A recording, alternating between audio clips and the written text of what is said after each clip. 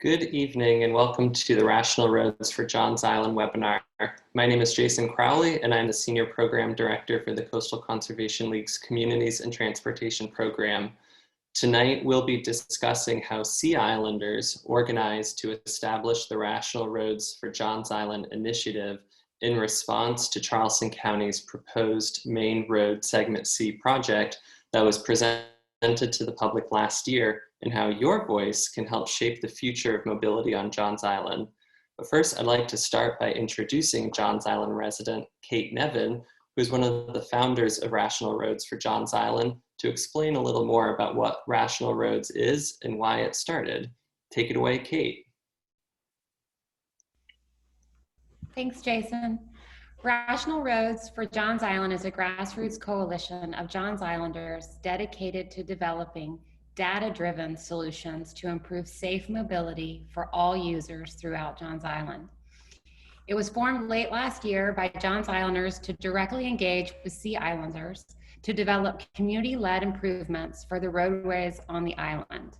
The Conservation League is one of several organizations supporting the citizens that organize to create Rational Roads.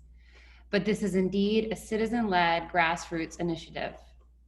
Thanks to the generosity of many Johns Island neighbors, Rational Roads was able to raise funds to hire two well-known consultants, Rick Hall and Norm Marshall, to conceptualize a community-based and data-driven alternative, a sixth alternative to the county's 5 plans listed for Segment C.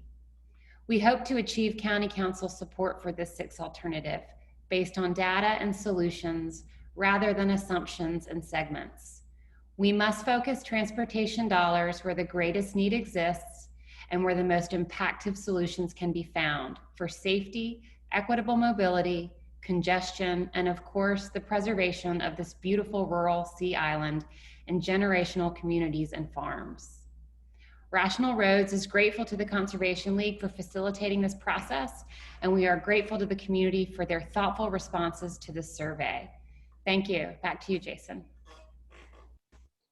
Thanks, Kate. And if anyone has any questions this evening as we're talking, please feel free to submit them in the Q&A tab at the bottom, and we should have some time at the end of this webinar to do a little bit of facilitated Q&A answering of the questions that are submitted.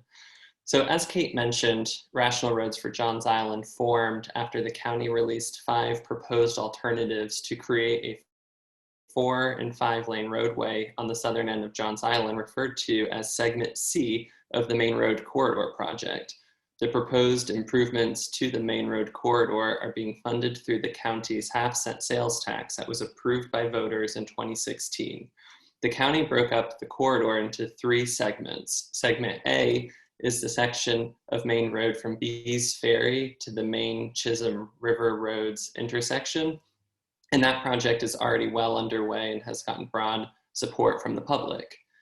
Charleston County Council voted, however, to skip over Segment B, which is the stretch of Main Road between Maybank Highway and the Chisholm River main intersections, arguing that the proposal to extend I-526 to Johns Island will eliminate the need to improve Main Road between Maybank and River Chisholm. The county instead decided to proceed with Segment C, which is the Bohicket Road from Maybank Highway to Betsy Carrison Parkway. And this segment is lined with some of Johns Island's most iconic natural and cultural resources, like grand live oak canopies, working farms, wetlands, and most importantly, communities both large and small. And of course, the homes of Johns Islanders, like many of you who are participating in this webinar this evening.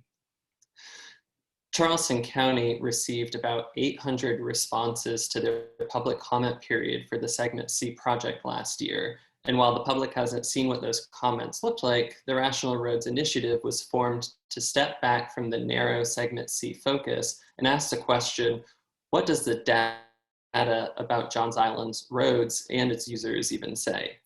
Are we trying to widen our roads to destroy the very things that make Johns Island unique and special? Or do we need our tax dollars being spent on real needs, such as traffic safety, congestion, and infrastructure for all users of our roadways, whether you're in a car, walking, or biking. So Rational Roads started by submitting FOIA's Freedom of Information Act requests to the South Carolina Department of Public Safety to collect all of the raw collision data on Johns Island from the past 10 years and map that data to see where the most collisions, both fatal and non-fatal, occur on the island. And you can see from the maps on this slide that most of the collisions occur at the Main and 17 and Main River Chisholm intersections, which again are part of the Segment A portion that is moving along in the permitting process.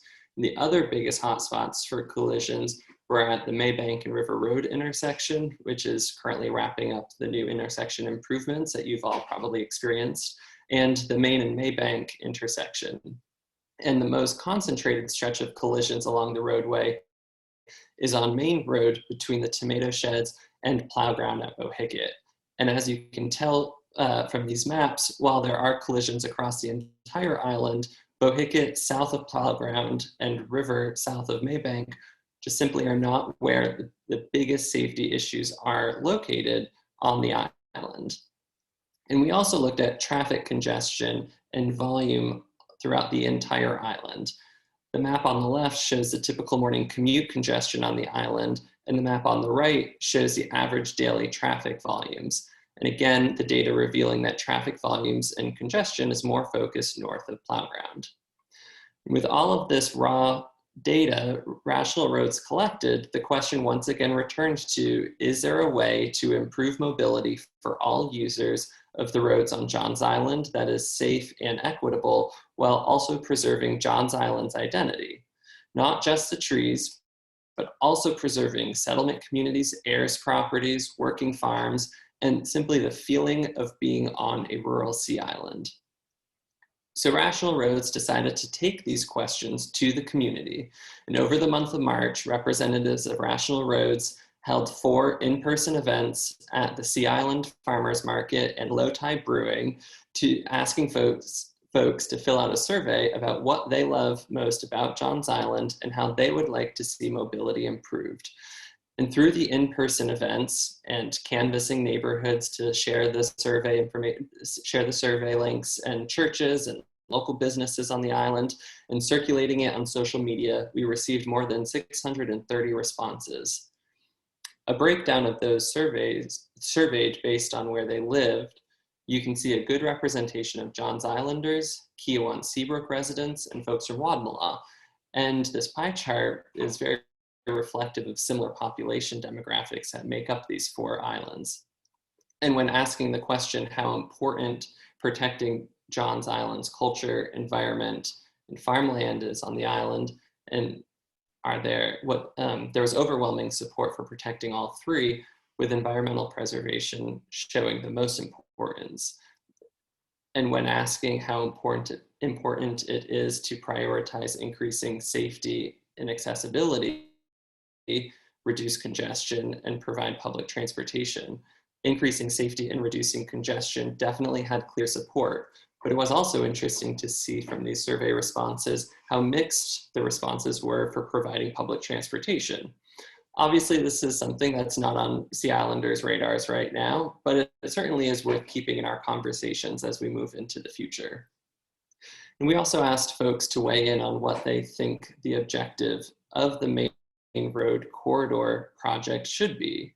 Either the county's existing objective, which is to reduce congestion on Bohicket and/or River Road south of Maybank, increase capacity on Main Bohicket Road from Maybank to Betsy Carrison, and provide opportunities for bicyclists and pedestrians to safely travel throughout the area, or an objective that Rational Roads drafted, which states to positively improve congestion, safety, and mobility on Johns Island by focusing on improving our most congested and dangerous roads. This would include using traffic safety and congestion data, as well as input from residents to determine where our biggest road issues are, use our road taxes wisely to provide the biggest bang for the buck, and provide opportunities for bicyclists and pedestrians to travel safely. And as you can see from the pie chart, the overwhelming majority of respondents thought that the rational roads objective seemed a bit more, well, rational, if you will.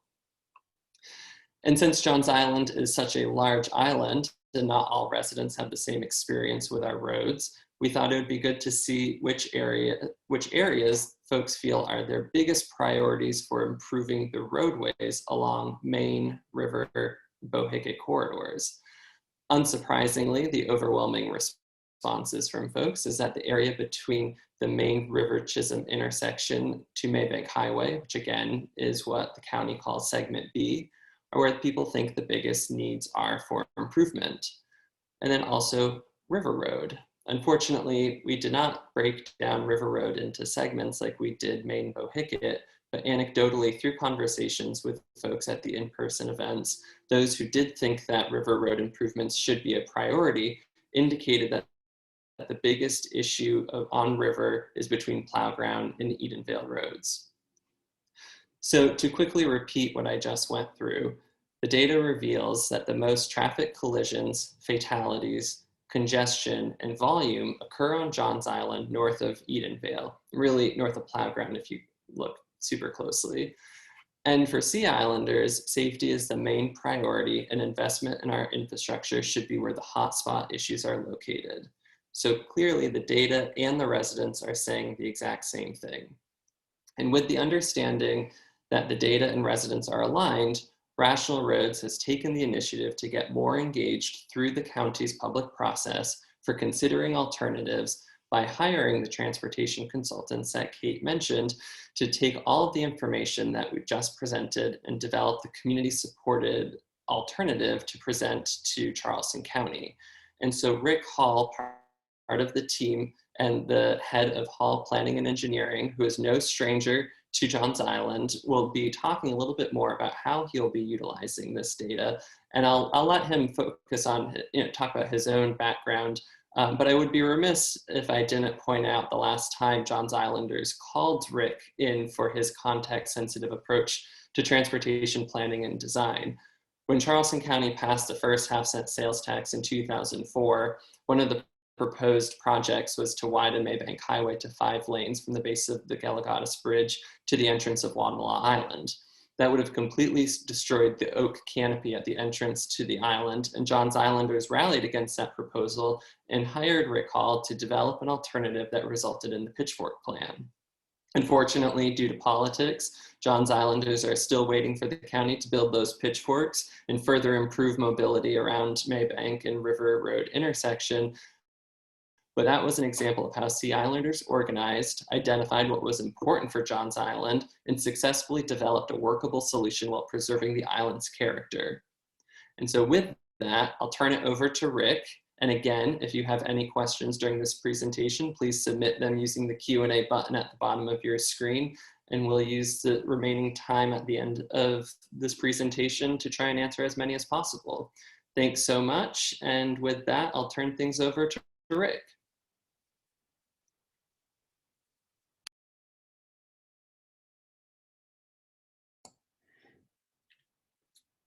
Thank you, Jason. I appreciate the opportunity to work with you again. And the Low Country is a favorite place of mine in the U.S. and in South. It's just a delight to be working down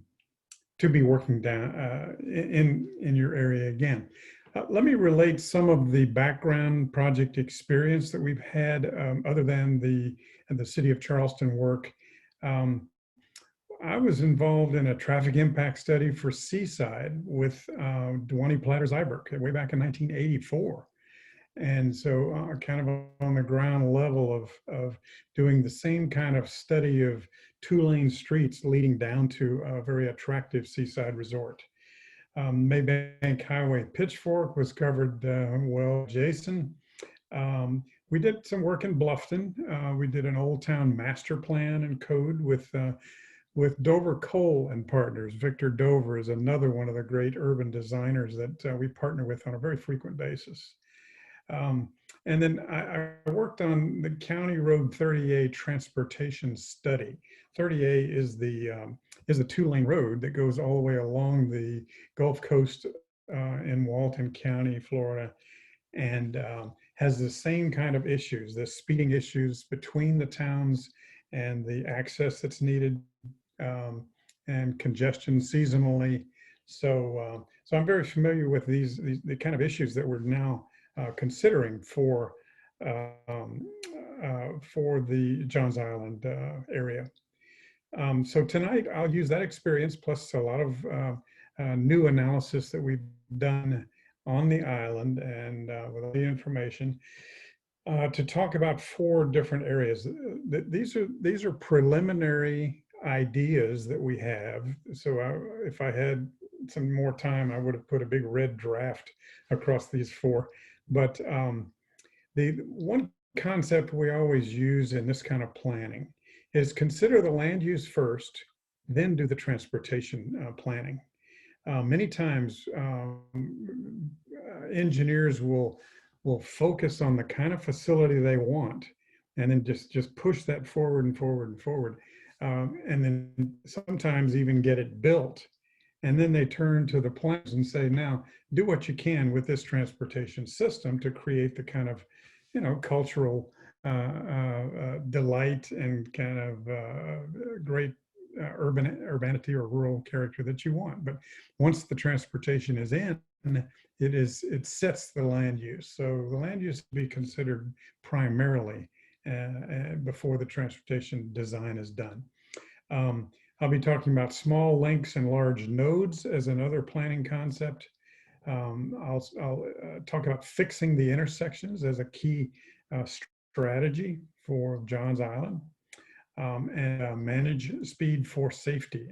That covers a lot of some of the fatalities that are occurring and the general safety that you need to take care of.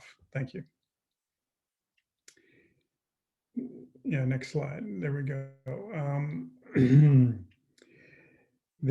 Okay, we have a preliminary assessment of what the survey is telling us, what you, the people in the area, are telling us about these issues and these problems. Next. We like to do the first question that says, what do you love about Johns Island? What do you like about it? What's your concern? And this is our word pile. And we just put it in the shape of a tree because that's the way it turned out. People mentioned the rural character more than anything else. And then trees and nature and live oaks and roads and marshes. And so you can see the emphasis that's the accumulation of people's thoughts about the character of the area. Remember, land use first, transportation second. So we start with this kind of information and then determine what the transportation solutions might be. Next, yeah. There is an intersection. Oh, I see. The main road and Marianne Point roads, as Jason showed earlier, is one of the more dangerous places on your network. And there are soon to be 400 more homes built very close to that intersection. So a redesign is really needed to fix the intersection there, and maybe even select a different location for access to the schools that are slightly north or south of the current intersection that frankly has 3 oak trees right in the middle of the intersection. I mean, it's beautiful, but it's not really optimal for operations. Next. Yeah, on River Road, plow ground to Edenvale. This is also a dangerous section. The residents said it was. The survey data that showed the fatalities showed it to be difficult. Again, another 400 plus home development is going in very close to that. So we've got to get ahead of some of this development and make sure the access is controlled pretty well, and get the most safety we can to get for the safety of you residents. Next.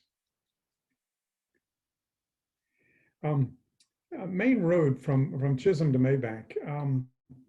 This is the entry into your village. You see the X pattern of the intersection to the right side of this map, this graphic.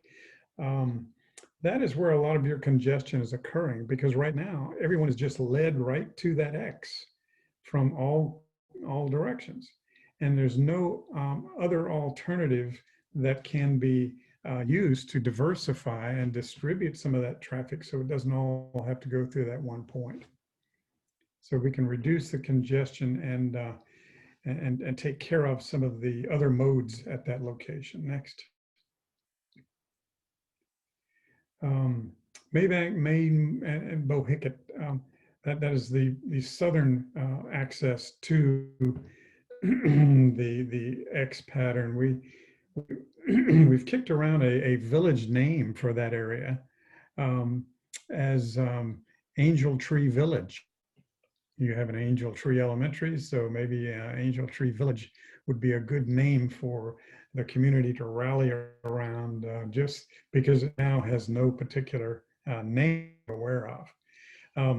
But the congestion is serious there, and the modal use is very singular, with the automobile dominating. Next. So as I mentioned earlier, land use first, transportation second, small links, large nodes. Small links meaning 2-lane highways and 2-lane streets. And so focus on fixing the intersections and the areas around them. And we have some speed management techniques we'll talk about.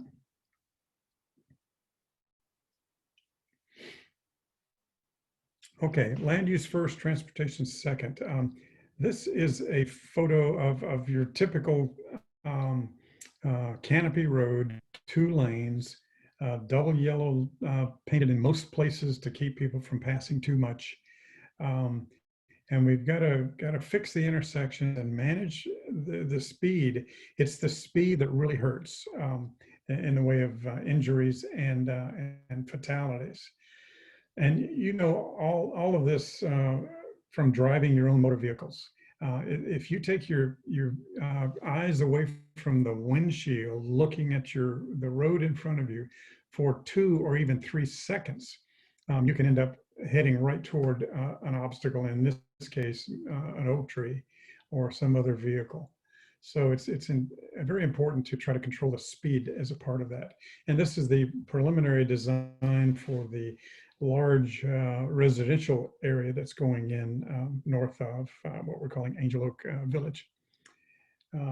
Next. Small links and large nodes. Down at where River and Bohicket come together at Betsy Carrington, you have a prime example of what we're going to encourage happen more often. When you get from a 2-lane River to a 2-lane Bohicket, you see multiple turn lanes, probably as many as 8 or so turn lanes at the intersection. And the reason you need that is this little traffic engineering lesson that I'm going to give you. If a street is operating on an hourly basis, and there's plenty of demand for that, like after a sporting event or something like that, or a rush hour in the morning, and people coming, the cars go by every 2 seconds when they're flowing. If they're going fast or slowly, about every 2 seconds is the pace at which they go by. So that gives you 30 cars going by in a minute. You multiply that by 60, you get 1,800 per hour can go down a single lane of traffic. But then, oops, you get to the intersection where a stop sign or a traffic signal is located, and that cuts that in about half. So your 900 to 1,000 vehicles is your real capacity per hour for motor vehicles on a single lane of traffic, characteristic of your 2-lane roads. So we can fairly easily handle 900 to 1,000 vehicles per hour if the intersections are done well. And we'll cover more of that next. So we've got to fix these key intersections, and just my initial assessment, these are not in priority order necessarily, but you just got to get the pitchfork done. Got to get the pitchfork done. It was a good idea 10 years ago. It's a good idea now. Because what that does is take the 4-lane bridge traffic and it disperses it before it gets to River Road into 3 different intersections.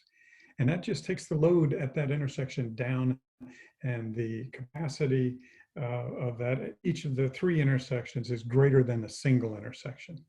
So that's important. Second one is down at the other end of Maybank Highway, where they all come together. And I like these nicknames. I'm saying let's do a picture frame, so to speak, at that series of streets around the intersection. Give people more ways to go to get to their right and left turns, so they can avoid the center intersection and leave it for the people that need to go through. The third one is a rework down at Betsy Carrison and Bohicket and River. That can be improved, that T intersection. So we can take a look at that and make it even better. At the bend, we're calling it Main and Marianne Point and Chisholm. We just have to figure a better solution for the sake of all those students and all the commuters that are coming north-south. We just got to make that better. My impression is that people get on that long straight road and they get a little tired of it, and they get kind of hypnotized, and then boom, there's a curve, and that wakes up a lot of people from not paying attention to their driving. And on River Road, there are a couple of bends in River Road to talk about also. Next. This is a very important diagram. This represents many hours of analysis that's been done locally. It's been approved by both the county council and the city as a strategy for making connections between developments that already exist. And the upper circle on the upper right there shows the pitchfork area that needs work. And then the one we talked about on the lower left on the bottom is that intersection in what we're calling Angel Oak Village down there that really needs a lot of work. Next.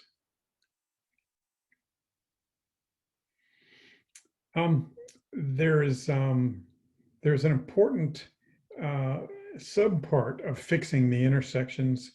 When I say fixing the intersections, I also mean more modes of travel, more bicycling, more walking, and more short network links that connect you, so you don't have to go through the main intersections, and you can make your right and left turns in a dispersed way.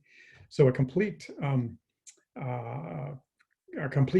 streets analysis of that entire area needs to be done to make sure that walking paths are available in a safe way, bicycle paths are available. You really cannot do a decent bike facility on a 45-mile-per-hour 2-lane rural road. You can put them on the edge, but that's generally not a very safe way to do it. Next. Now, managing speed for safety. I've spent a lot of time driving on my Google Street View, up and down on your beautiful canopy roads, and it brought me to this kind of a book, the NCHRP Cooperative Research Program at the federal level. Has documented practices for preventing roadway departures. And that means roadway departure accidents where you crash into something. And they recommend things like rumble strips and rumble stripes. The rumble strips go across the whole road, and you hear the rump rump whenever you go down the road, and the stripes are along the edge. So when you are not looking through your windshield and you veer off, you begin to get an auditory warning that you've left the lane of traffic and you better correct. There's a safety edge we could talk about later. And so there are just a lot of improvements that can be made. The old passing zones that you've experienced, when you're going a long distance on a 2-lane road and that slow vehicle is in front, it's such a relief to get a little 3 or 4-lane section where you can move around that slow vehicle and not be experiencing so much delay. And then it goes back gently to a 2-lane road at the end of that. And one key area is near the airport, that the executive airport you have on River Road has a clear cut area. So there's no taking trees out to expand the road for a brief time there to allow a passing zone. And we're constantly looking for a place to put roundabouts, because roundabouts get you a managed speed for the drivers on the facility. They are really good. And that's an image, I just picked it up because it had one of those oxidized metal finishes. It's not the bright glaring thing that reflects the sun in your face, but it's a more subtle and attractive color guardrails, if we decide that guardrails are appropriate in some locations. Next. These are some national statistics across the US. And I was frankly a little surprised at this. Look at the bottom one. The red line is what are the fatalities in rural roadways from 1997 all the way up to 2009. And it's about twice as much. The fatalities have twice the rate that urban places. And the simple reason for that is you're going much, much faster in the rural area and much, much slower in the urban area. So that's a special warning to us and advice on how to deal with the Johns Island traffic safety issues. Next. In conclusion for this slide presentation, we're going to draft up a more detailed set of alternatives that we've studied a little more, and then get a final report later than that. And these are the contacts listed for the organizations locally that you can contact and participate in the study. We really invite your ideas and your reflections on what we put out in draft form. So thank you very much, Jason. Thank you, Rick. And these are great initial thoughts. And again, as Rick mentioned, they're just his very preliminary thoughts based on the survey data that we've been collecting over the past month. And so, as Rick mentioned, he's going to spend more time over the next several weeks digging in deeper into the data that Rational Roads was able to mine through the FOIAs that were submitted earlier, through the community feedback, and to take these initial ideas and put them into a larger, more comprehensive series of recommendations that will then bring back out to you all in the public in the next couple of weeks for your feedback again, and then based on that final feedback, turn it into a final report that will be able to be submitted to the county as part of the NEPA process and the public engagement process. And that's important to mention as we're wrapping up. Before we turn it over to the Q&A portion, we are just barely beginning the Q&A, or excuse me, the NEPA process. And NEPA stands for National Environmental Policy Act. And so when the county put out 5 alternatives for segment C last year, that was the very first opportunity for the public to weigh in on this process and this project. And so what they'll be doing is taking the public feedback, going back and analyzing it, coming back with new recommendations, getting more feedback and coming back again. And so we are trying to utilize that process of public engagement, feedback, and assessment by getting the community's support and buy-in around an alternative that we would like to hope that the county council will listen to the public and say, well, maybe this isn't the right approach. In 2016, when the sales tax passed, I think most Johns Islanders were probably thinking about the Main and 17 intersection as the priority. But the question that was included in the sales tax was main road improvements from Bees Ferry to Betsy Carrison. Well, that is a much broader sort of scope, and they broke it up into these segments. But again, when you step back and look at the data, this segment C is clearly not the priority based on safety and congestion.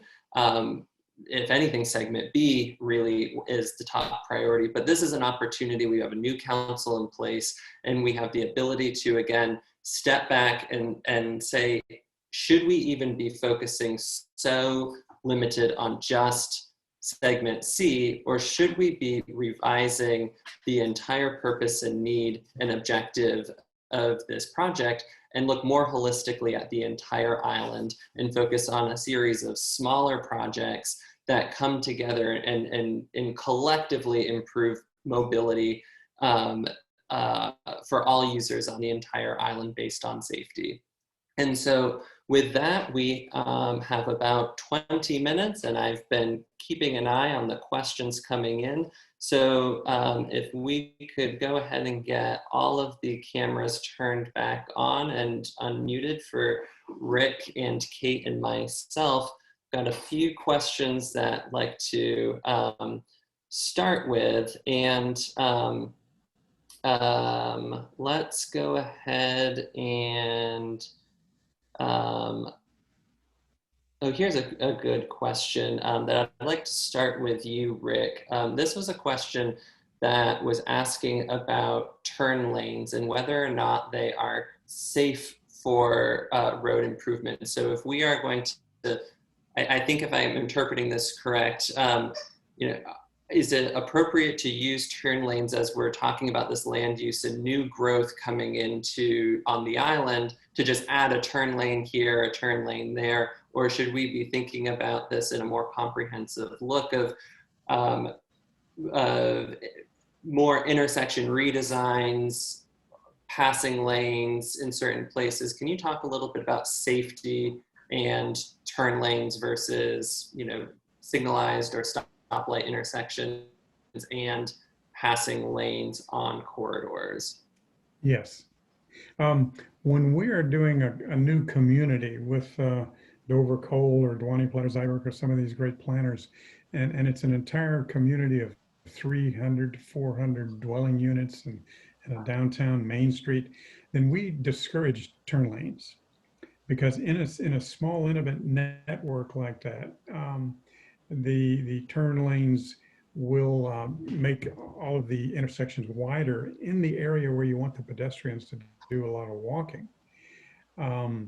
But in a more rural situation where we want to have the narrow links and the large nodes, then we encourage the inclusion of turn lanes at the key intersection where you need the capacity. When the signal turns green at River Road and Bohicket, you want to have 3 or even 4 lanes begin to move simultaneously to equal the capacity of the single lane that came in just about 1,000 feet back. So you need more lanes at the key intersections on the rural network, and maybe even some in the Maybank Highway south end of the development area for that key intersection. I think it has probably as many turn lanes as it needs right now, but we'll look at that in more care. So it's a balance between the room for the pedestrians and the bicyclists in the network and the ability to move the cars through so you don't have the long queues in the morning that are so dangerous to everybody. Great, great.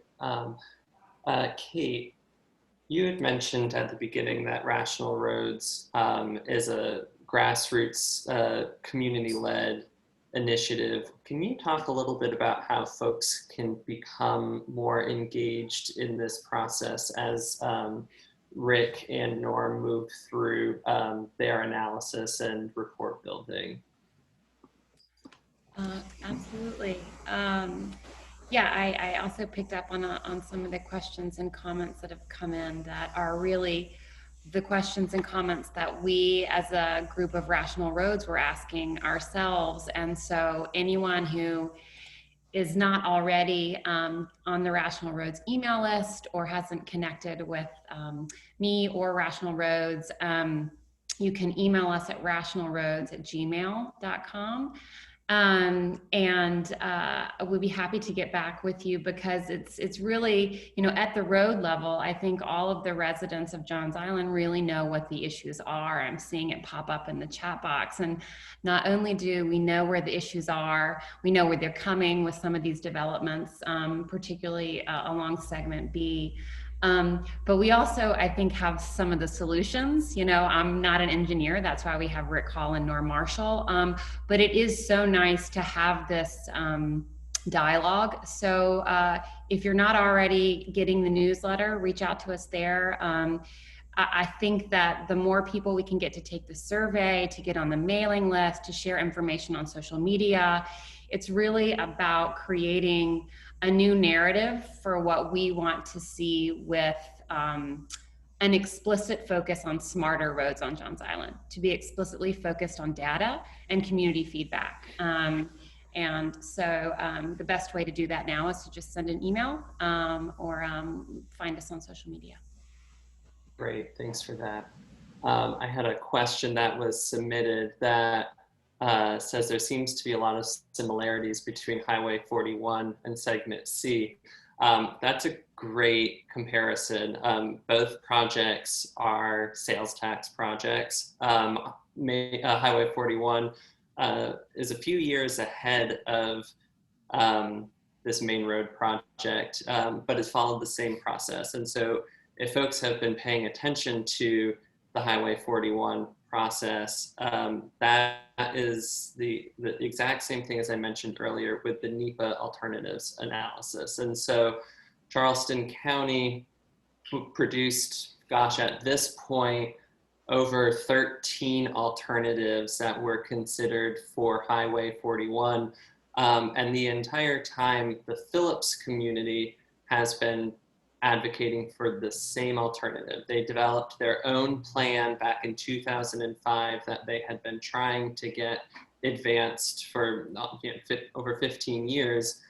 And it took broad action from the greater community, not just folks that lived in Phillips, but because there was such a small community, it took really the collective whole of Charleston County taxpayers. Over 3,000 people weighed in on the last round of public engagement when the proposal was to not go with Phillips' idea and instead just put a 5-lane highway through the middle of that historic settlement community.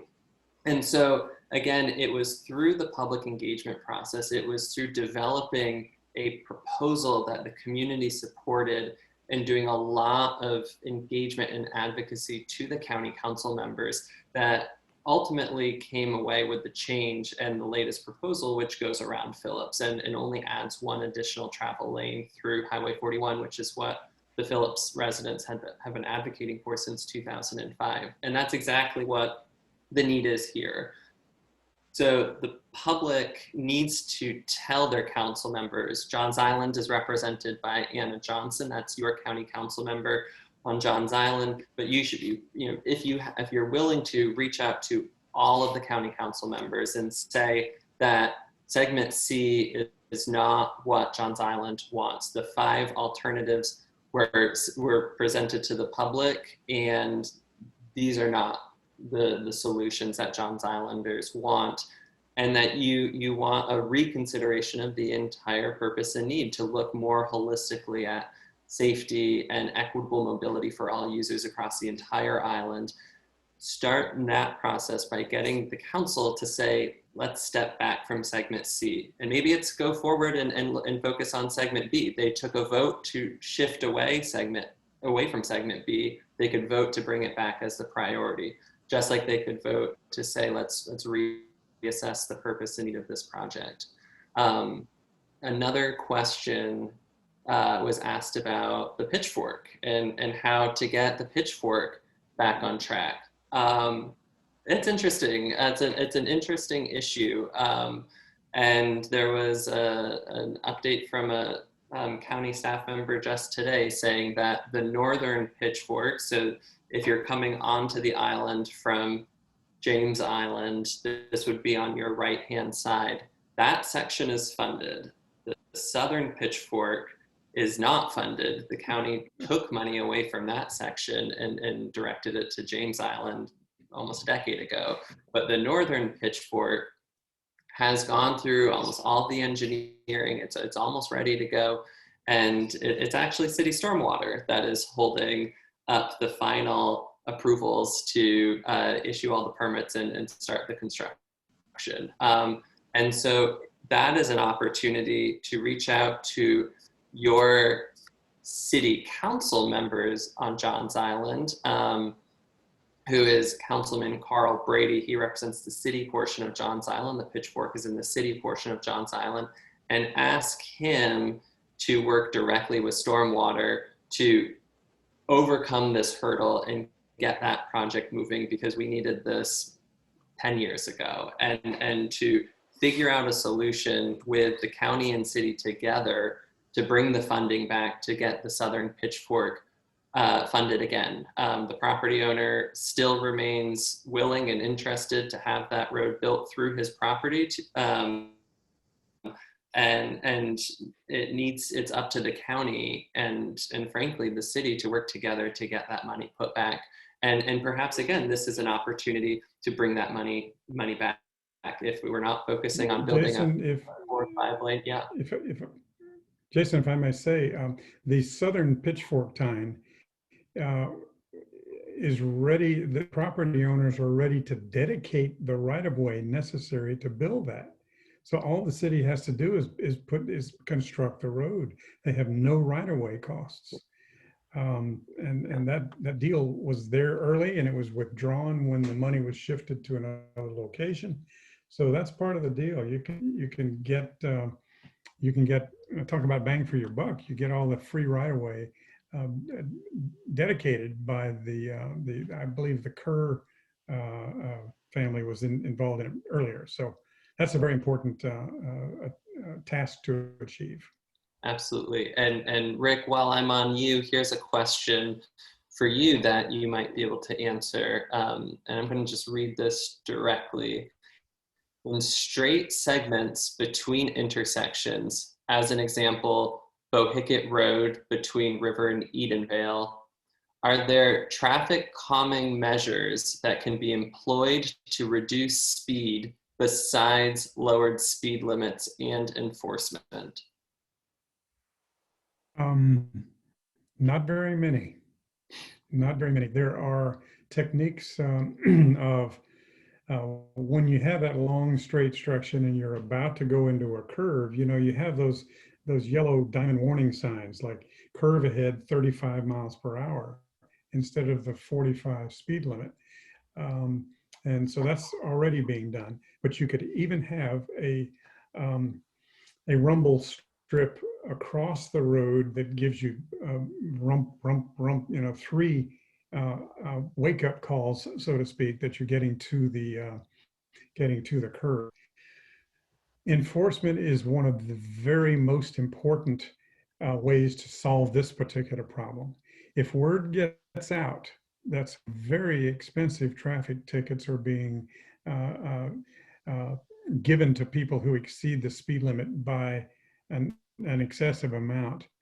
Word get out and people will be more cautious because when you separate a person from their pocketbook money, that makes an impression. So I think that's one of the key things. We're even going to look at lowering the speed limit from 45 down to 40, because it's generally known that, you know, if you go 5 to 8 to 9 miles over the speed limit, you're going to not be ticketed.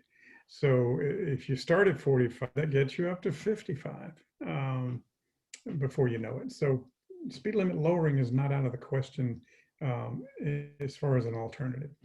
Great. Here's a question that I am going to answer. The question is, what were the results of the county's survey results done last year regarding the 5 options of segment C? So the county didn't do a survey. They put it out for public comment for, you know, everyone to be able to just weigh in on those 5 options.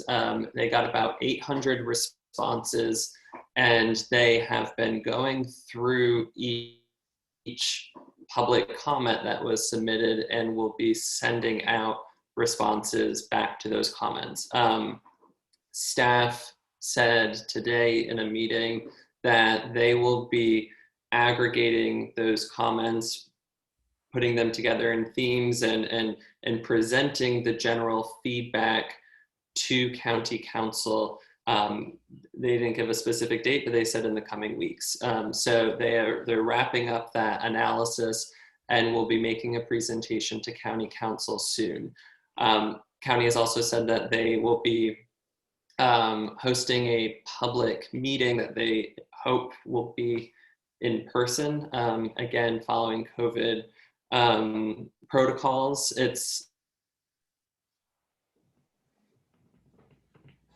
They haven't set a date because of that, but they would like to do a public meeting in person in the summer at some point. And so that's why we are taking advantage of this time, working with Rick and Norm to put together these recommendations so that we'll be able to present these recommendations when that next meeting occurs.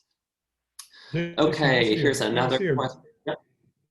I see a great question that I'd like to answer. Is how do you get the county to listen to you versus going down the path they're currently on?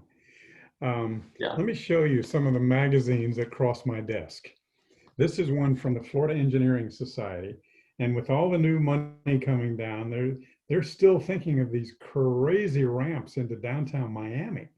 That's one of the worst things that the engineers, including myself, did in the past 40 years is emphasize on only the automobile movements. Now, that's the Florida Engineering Society, our rural conservative group. This is the ITE, Institute of Transportation Engineers. And here they're putting on pedestrians and bicycles and street trees. And so they're thinking of getting the speeds down and the walkability up.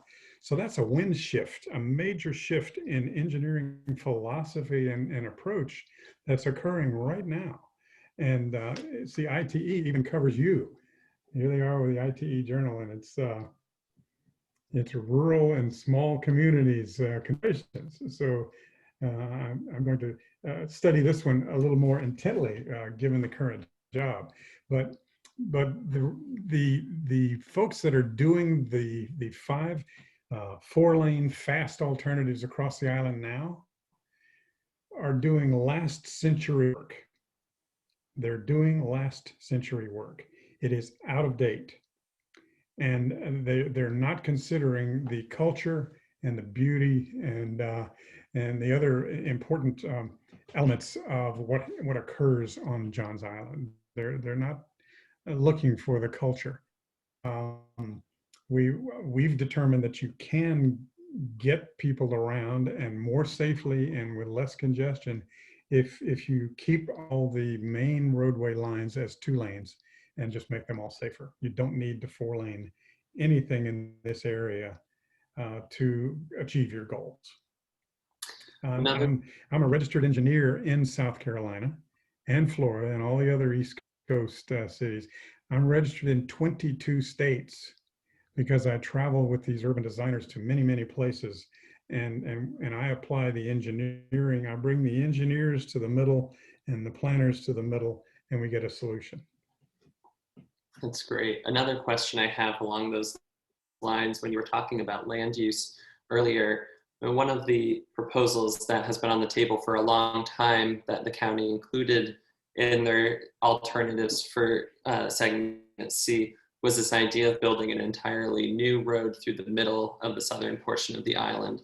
Can you talk about how roads and land use come together and what some of the impacts could be by building a new road through working farms and undeveloped area in southern Johns Island? Okay. Unfortunately, we have a democracy. Okay. If you open up a new, even a 2-lane road going down the middle of the island, unless you're able to have strong citizen insistence that that be a limited access facility and access to the land along the 2-lane as it goes by is not available to the landowner on either. You can't put a driveway into this thing. Then that would grow into a, a, a very congested facility because the land development business is very lucrative, and people would flock to that new road. They would say, the word would spread, hey, there's a new road. We can get we can buy low and sell high on 7 parcels along that right away, even before they build it.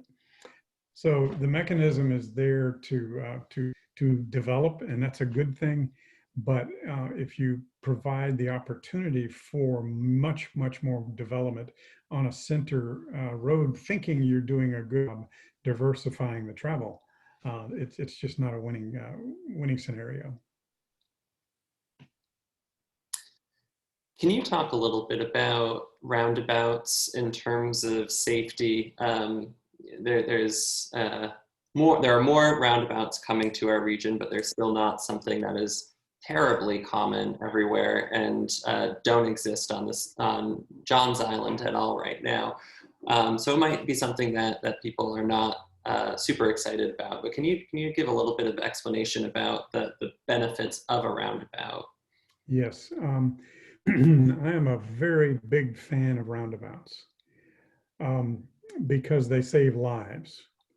If you have a T or a plus intersection, you have a potential conflict by somebody not paying attention again, not looking through the windshield, of running the stop sign or the red signal, T-boning a person that's already legally has the right of way to go through. So those fatalities are when people do not pay attention in a stop sign or traffic signal environment there. And what a roundabout does, everybody, after the first time they go through, for their repeated travel every day, they know there's a roundabout there. So the roundabout will slow down the traffic in the vicinity of the roundabout. It will better to say it'll manage the traffic to lower speeds. And there's often less delay at a roundabout. When you come up to the edge of the roundabout and it's off peak and nobody's coming, you don't have to stop and look and then go. You can just ease in a yield condition. So it gives you more capacity. So I often say that roundabouts will slow you down and speed up all at the same time. They'll speed up the low speed and they'll take down the high speed. So in New York State, if a traffic engineer comes in and says, I want to put a new traffic signal, the state DOT says you have to prove that a roundabout will not work first before we will allow you to put in a traffic signal. They are that sold on it in many states around the country. It's interesting. It looks like we've got time for one more question. And so this is one that's a little anecdotal, but does come back around to what you'll be thinking. One of the things that we heard a lot on, and this was a question that was submitted, but it was something we heard a lot while we were out doing the public engagement, that a lot of the traffic appears to be truck traffic that are workers going to and from Kiowa Island. And I wanted to get your thoughts again back to land use. How can we be thinking about our mobility, but also who are using our roads, and when we're thinking about this bigger issue of utility vehicles on Johns Island on these rural roads. Yep. You have a situation that is fairly similar to Walton County, where Seaside, Rosemary, and Alice Beach are located, our premier walkable communities in Walton County. You have a long series of two-lane highways that lead into that coastal area, but you don't have any affordable housing close to the coast, logically. People are driving all the way in from Alabama to go down to Seaside to make beds during the day.